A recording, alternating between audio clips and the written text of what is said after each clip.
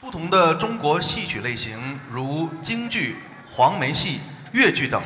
都可以包含戏歌元素。这些戏歌既传承了中国古典音乐和戏曲的传统，又在不同地区和文化中演化出独特的风格和表现形式。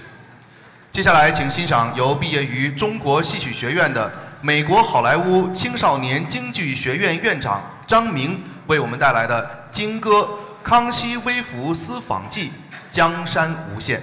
请大家掌声欢迎。